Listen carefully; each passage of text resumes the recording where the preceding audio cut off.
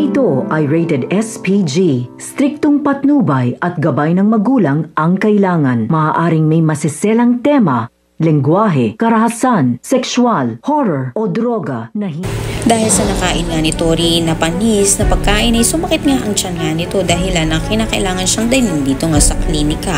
At dito nga ay pinuntahan naman nga siya nito ni Shaira upang alamin nga ang kalagayan nga nito. At habang naman nga itong si Billy ay lumapas upang kumuha ng tubig, narinig nga niya kausap nito ni Yvonne at na pamilyar siya sa boses nga nito ni Shaira kung saan ito pala ang mastermind niya sa pagdukot nga sa kanila.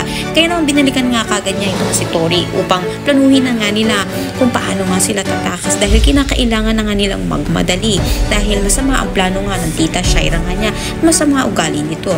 Sa kabilang banda naman nga ay magkakaharap naman nga muli itong ang si Hannah at itong ang si Christy na kung saan hindi na nga napigilan pa nito ni Hannah ang kanyang sarili na saktan nga itong si Christy sa kanyang pagsiselos at sa kanyang paninisi dito nga na kaya nawala ang kanyang anak at pati naman ang pang-aagaw nga nito kay Leon. Kaya hindi naman nagpatalo nga itong ang si Christy at sinaktan niya nga rin ito pabalik. Makatutukan nga natin dito kung tuluyan na nga bang makakatakas itong si Billy at si Tori. Makabalik na nga sila sa mahal sa buhay nga nila. Lahat na yan mga natin, maraming salamat sa inyong panood.